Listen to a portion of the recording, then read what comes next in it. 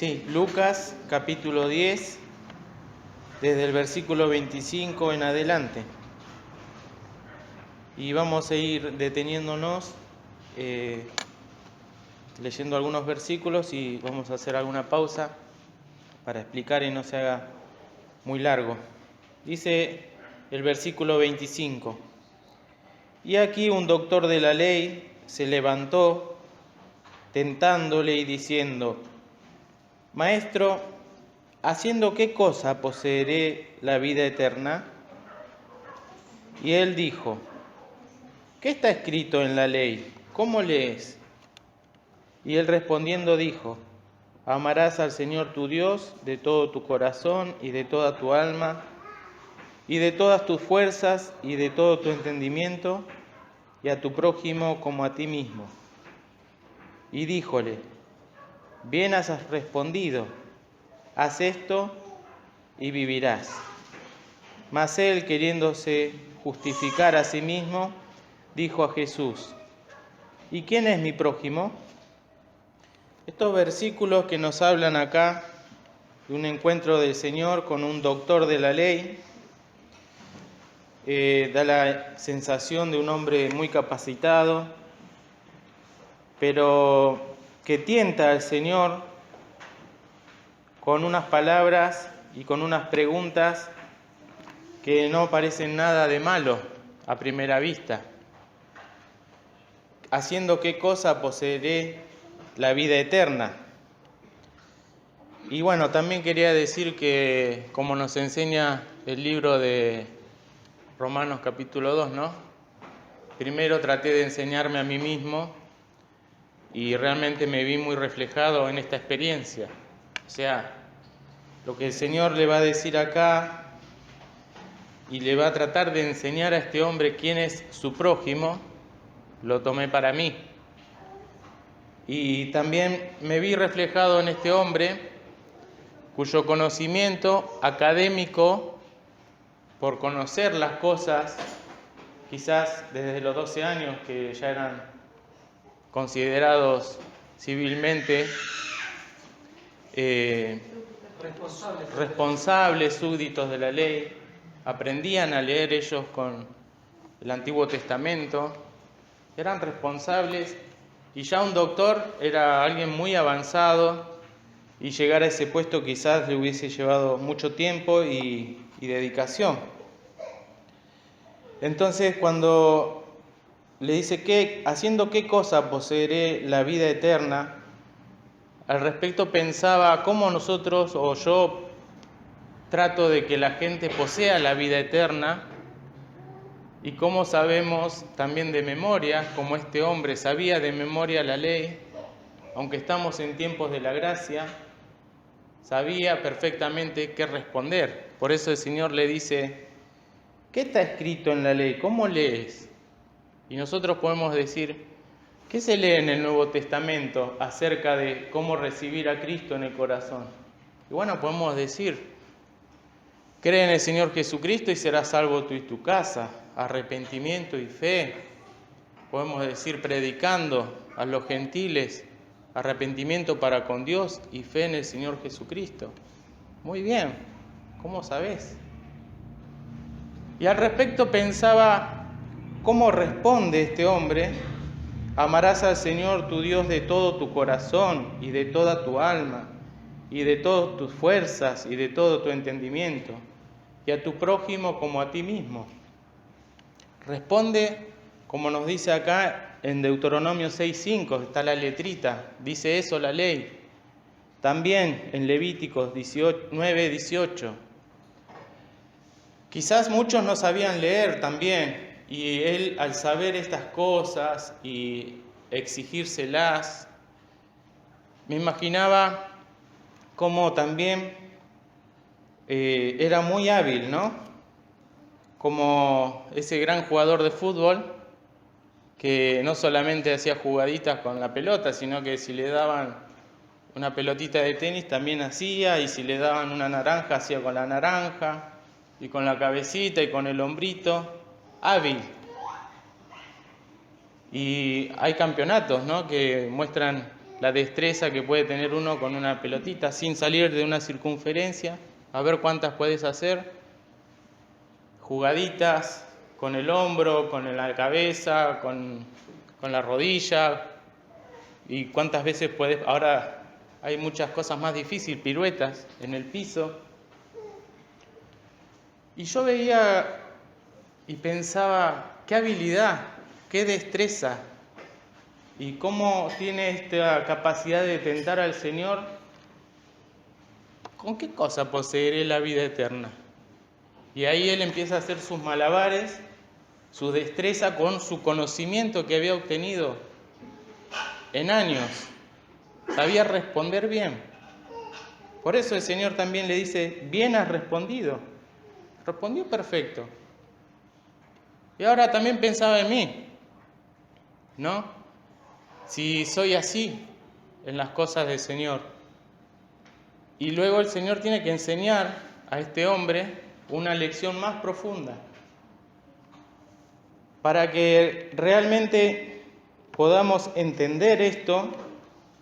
Debemos ponernos en el lugar de este doctor y también escuchar la voz del Señor, porque él, queriéndose justificar a sí mismo, dijo, ¿y quién es mi prójimo? Ya la cosa ahí cambia, porque una cosa es tener una relación con Dios y podemos llevar una vida devocional, una vida de oración, podemos dedicar un tiempo y parece que está todo hermoso como en el monte de la Transfiguración. Pero acá viene la lección del prójimo, que es el que está cercano, el que está al lado.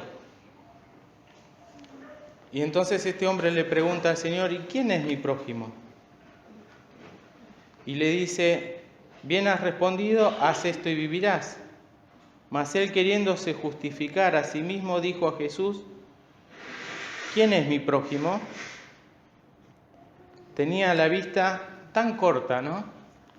Que solamente se fijaba en sí mismo, en el sentido de yo soy doctor, yo conozco, yo sé, yo manejo a la perfección diferentes tipos de doctrinas, sé refutar esto, sé cuándo se debe decir esto o aquello.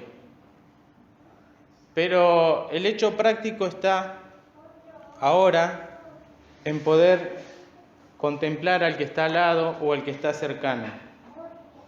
Y cuando él pregunta esto, el Señor, que conoce los corazones, cuenta este relato de un hombre, dice el 30, y respondiendo Jesús dijo, un hombre descendía a Jerusalén, descendía de Jerusalén a Jericó, a otra ciudad iba, y cayó en manos de ladrones, los cuales le despojaron e hiriéronle, se fuéronle dejándole medio muerto. Y aconteció que descendió un sacerdote por aquel camino, viéndole, se pasó de un lado. Un sacerdote, hoy se nombraron los sacerdotes en la escuelita, eran ungidos, eran representantes del pueblo en lo que respecta para con Dios. Tenían la función de interceder por el pueblo y bueno, expiar los pecados, hacer los cultos. Gran responsabilidad, ¿no? El primero que pasa por allí, viéndole, es como que lo vio a este hombre que estaba ahí, malherido, medio muerto, le ve y se hace a un costado y sigue. El segundo que pasa es un levita, de la tribu de Leví, también gente destinada a los servicios de Dios, que llegándose cerca de aquel lugar, también le vio y se pasó de un lado.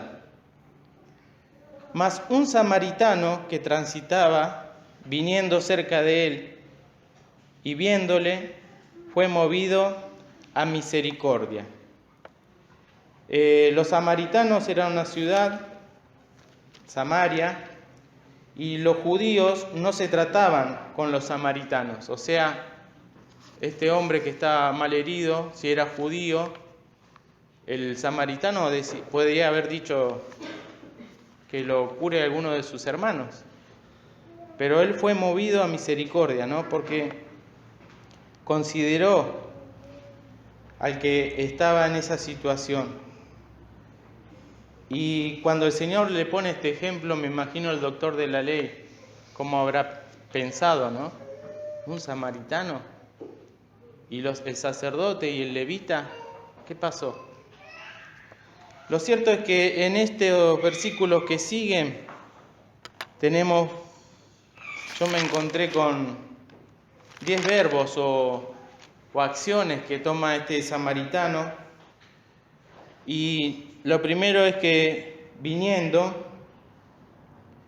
dice viniendo cerca de él. Lo primero que hace, ¿no? Se acerca, viéndole. Fue movido a misericordia. Ahí ya tenemos 3 cosas. Viene cerca de él, le ve, pasa algo en su corazón, porque fue movido a misericordia. Su prójimo estaba muy mal. Y llegándose, otro verbo más cerca, vendó sus heridas. Cuando dice vendó sus heridas, nos habla de que lo tuvo que sacar quizás su ropa y detectar dónde estaban las heridas, porque estos ladrones lo dejaron mal herido. Entonces, vendó sus heridas quiere decir detectó dónde estaban sus heridas. Y otro verbo, les echó a esas heridas aceite y vino, poniéndole sobre su cabalgadura, otro verbo más, lo levantó, porque estaba en el piso, lo hirieron, se fueron y lo dejaron medio muerto. ¿Un muerto puede estar parado? No. Entonces, cuando el samaritano hace todo esto, lo levanta y lo pone sobre la cabalgadura de él. Y le llevó al mesón. Tuvo un recorrido que hacer hasta ese lugar. Y ahí cuidó de él. ¿Cuántas cosas, no? Al otro día, al partir, si decimos al otro día, ¿qué quiere decir? Amaneció. Dice, cuidó de él, y al otro día, al partir, sacó 2 denarios. ¿Sí? Otro verbo más, y diólo al huésped, y díjole, cuídamele, y todo lo que de más gastare, yo cuando vuelva, y todo lo que de más gastares, yo cuando vuelva te lo pagaré. Y en esto también tenemos enseñanzas para nosotros, ¿no? Porque al principio tenía yo la duda si hablar del doctor de la ley, que maneja también la palabra de Dios y que sabía lo que estaba escrito, pero también no dejé de conmoverme como lo hice cuando estaba en el campamento, que me reflejé en esta historia. Cómo el Señor es el buen samaritano de esta historia, que ve a la humanidad caída y muerta en delitos y pecados, y se acerca, y también encuentra las heridas de cada uno. No todos tenemos las mismas heridas, porque todos tenemos diferentes situaciones, circunstancias en la vida, pero lo cierto es que hay heridas. Si buscamos, sin perder acá, en Isaías 61, un versículo muy conocido, nos dice la misión del Señor, el Espíritu del Señor, 61:1. El Espíritu del Señor Jehová es sobre mí, porque me ungió Jehová. Hame enviado a predicar buenas nuevas a los abatidos. Y acá está, ¿no? a vendar a los quebrantados de corazón. A vendar, como lo hizo este samaritano con este hombre que estaba malherido. Así el Señor desea vendar el corazón herido por el pecado y vendarlo porque está quebrantado, porque está hecho pedazos por el pecado, por la desesperanza, por la incertidumbre que hay en este mundo. Miedo de muerte. No es solamente una herida, está muerto. Sí, delito, ya vamos a llegar ahí a Efesios. Y está muerto. Una herida mortal. El pecado que ocasionó el primer hombre por su desobediencia, el pecado después pasó a todos los hombres, y con el pecado la muerte. Y así nos explica muy bien la carta a Romanos. Y en Isaías, capítulo 1, la visión, la radiografía que tiene Dios del hombre sin Cristo, sin esperanza. Versículo 5 nos dice la segunda parte: toda cabeza está enferma y todo corazón como doliente, desde la planta del pie hasta la cabeza, no hay en él cosa ilesa, sino herida, hinchazón y podrida llaga. No están curadas, ni vendadas, ni suavizadas con aceite. Y al respecto estuve pensando también con respecto a las vendas. Este hombre no tenía las benditas esas que se pueden comprar en la farmacia, las Prócer, y uno las abre y, bueno, estás herido y te voy a curar. Acá tengo un botiquín. ¿Habrá improvisado con alguna ropa para vendar eso? Y sí, tendría vino y aceite. Y la venda tiene la función tan importante de inmovilizar, de bloquear una hemorragia, para que el tejido ahí que se rompió, que se dañó, que se estiró o que fue punzado por un arma, pueda ser cicatrizado, pueda unir las dos pieles que están separadas. Y eso demanda tiempo. Señor, cuando cura, quizás lo hace despacito, lentamente, esperando a que esas vendas cumplan su función. Por eso hay que aguardar a Jehová, hay que esperar en Él, hasta que el Señor cure, que nos contenga con la palabra que nos da, en la cual debemos nosotros esperar.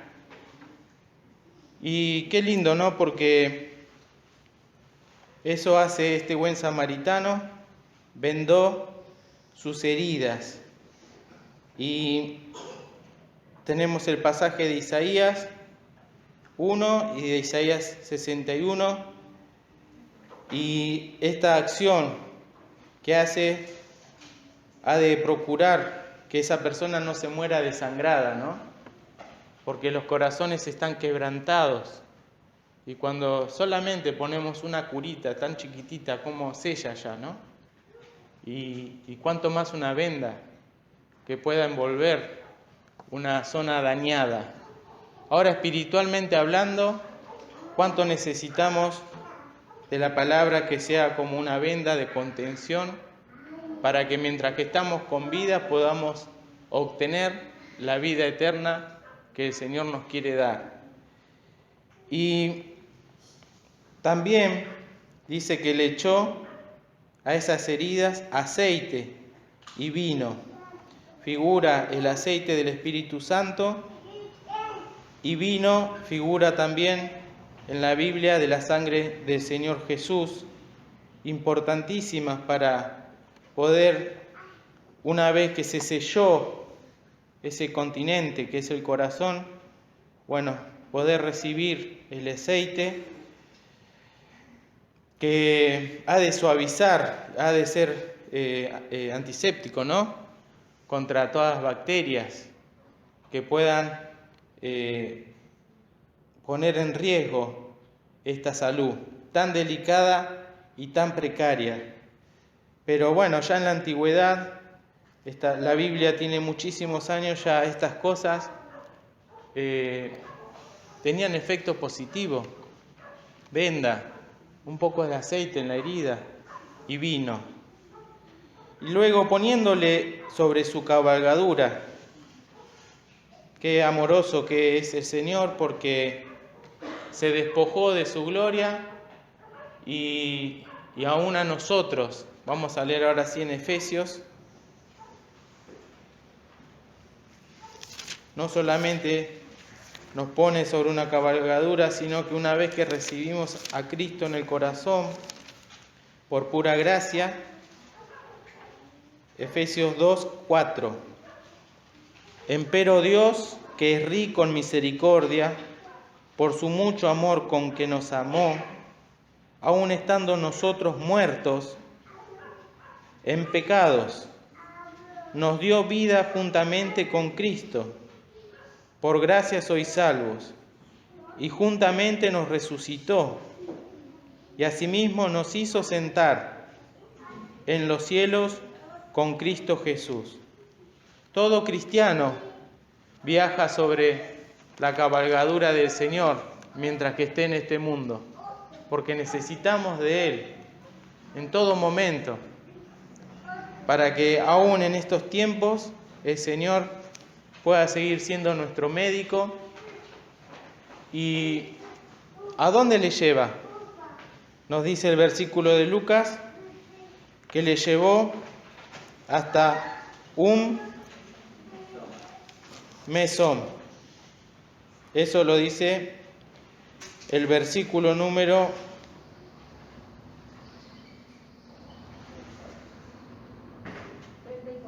34, gracias. Y poniéndole sobre su cabalgadura, llevóle al mesón. El mesón era un lugar que estaba destinado para aquellos que justamente hacían viajes, estaban pensados en cierta distancia, en las cuales podían soportar los animales de carga, y sabían que eran postas donde ellos podían allí pasar la noche, descansar.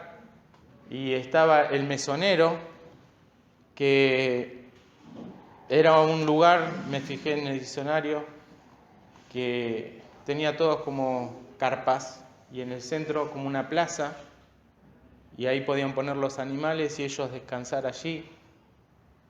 Y ahí le llevó un lugar seguro, un lugar de contención.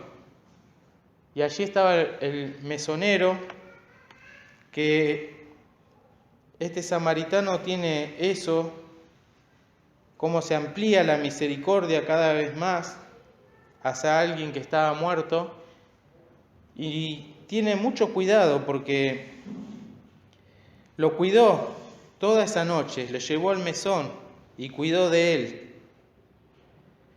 Y al otro día, al partir, sacó 2 denarios, que era la moneda de ese tiempo. ¿Sí? Dos monedas, 2 denarios. Y se lo dio al huésped que lo iba a cuidar. Y con mucho amor le dice: cuídamele, y todo lo que de más gastares, yo cuando vuelva te lo pagaré.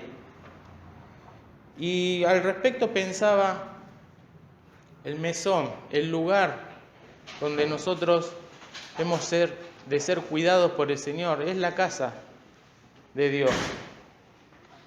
Los atrios del Señor, donde se recibe el alimento, donde se recibe la bebida, donde hemos de participar ahora de la cena, para que nosotros podamos ser levantados, cuidados, restablecidos, corregidos, y cuántas cosas más, que solamente el poder y la virtud del Señor y su Espíritu por su palabra nos pueden levantar de un estado totalmente, como dijo el pastor, de muerte, y nos levanta.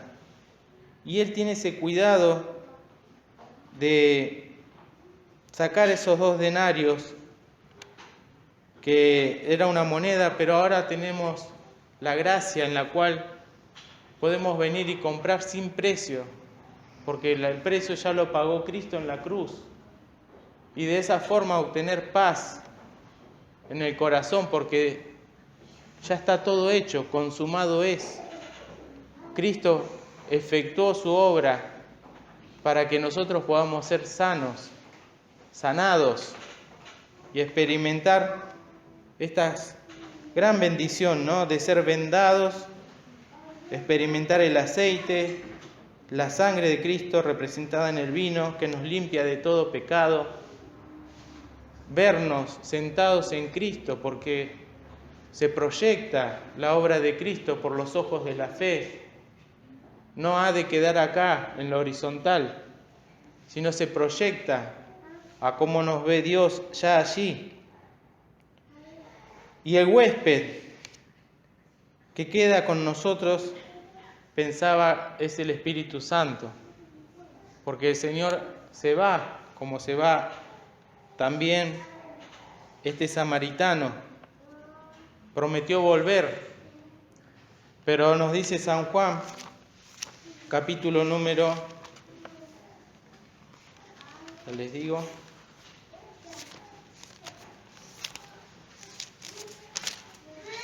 San Juan,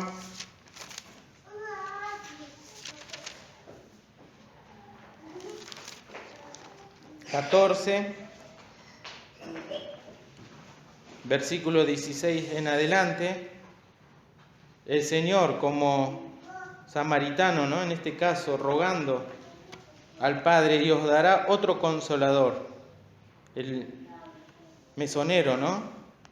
Para que esté con vosotros para siempre.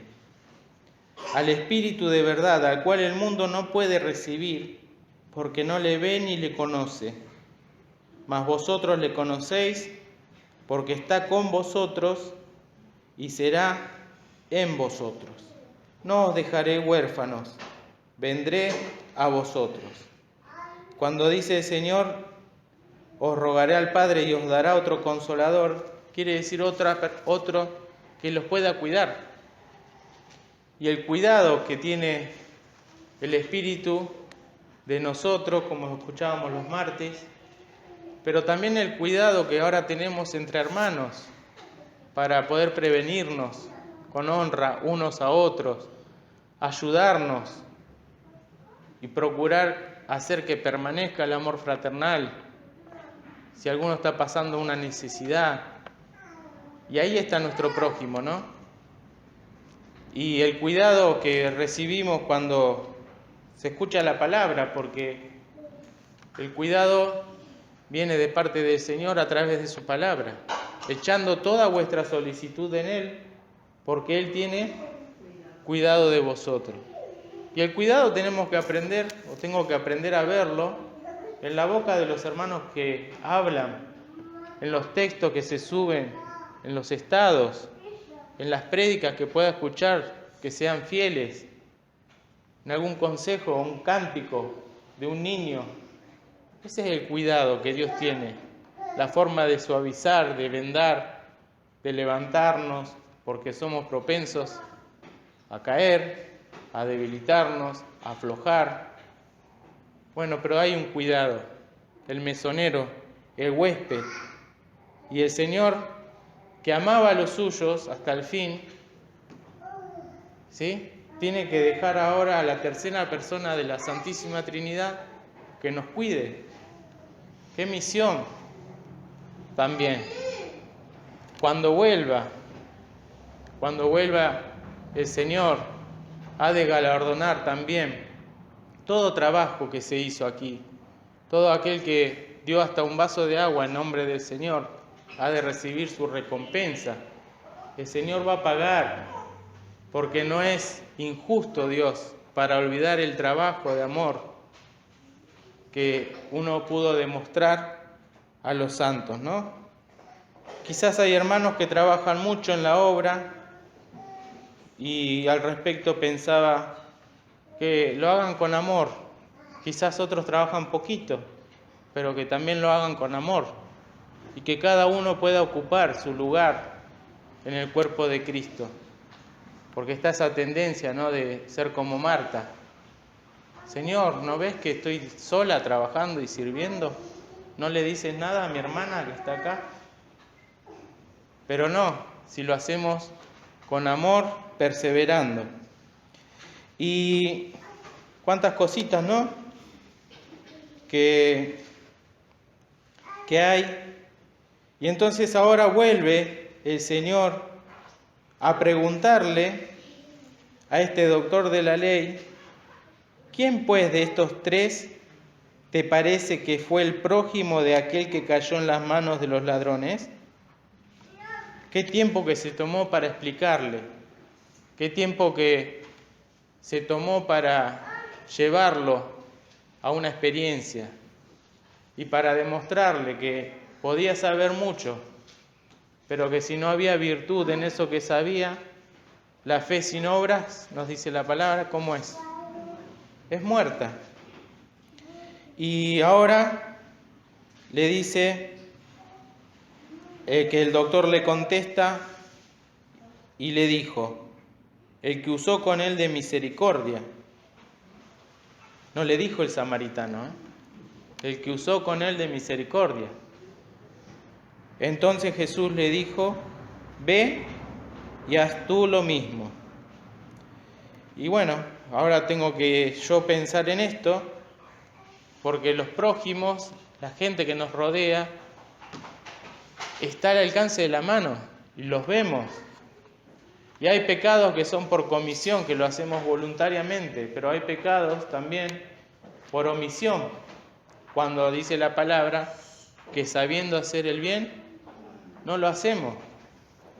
Que el Señor me ayude, nos dé esa sensibilidad para poder cerrar este, ¿cómo se puede decir?, ciclo, para que usted sea bendecido. No solamente saber la palabra, que está muy bien, pero después, como dijo la hermana, no solamente ser oidores, sino hacedores. Y como también se oró, venir acá al mesón, donde el Señor, si estamos mal o nos falta fe, nos va a levantar, nos va a ayudar, a ampararnos bajo la sombra del Señor, hasta que pueda, bueno, abrir mi boca, hasta que pasen los quebrantos. Estar acá vendado quizás, esperando que cierren heridas, esperando a que pueda volver al ruedo, como se dice, ¿no? ¿Cuántas cosas? Esperar los tiempos de curación. Y entonces el Señor nos deja, como siempre, esta preciosa lección y la labor del Espíritu Santo, siempre cuidándonos, auxiliándonos, como un gran consolador que está. ¿Para qué sirve consolar? Cuando hay que dolor, tristeza, vacíos. Entonces, ¿cuánto lugar que también debemos dejar al Espíritu Santo para que, hay que cambiar las vendas? No quiero cambiarme las vendas. Vení, porque la venda, ¿qué pasa cuando hay sangre? No quiero, no. Otra vez me tenés, y yo lo veo, ¿no? Otra vez me tenés que curar. Sí, vení. No quiero. Bueno, a ver, ¿cómo lo hará? ¿Mojará? ¿Saldrá despacito? ¿Gritaremos? ¿Pegaremos alarido? Hay que poner vendas nuevas porque estas tienen olor, porque se puede infectar. Hay que echar aceite, hay que echar vino. Todo un trabajo de amor, de curación. Que el Señor nos bendiga, que podamos participar de los símbolos dignamente.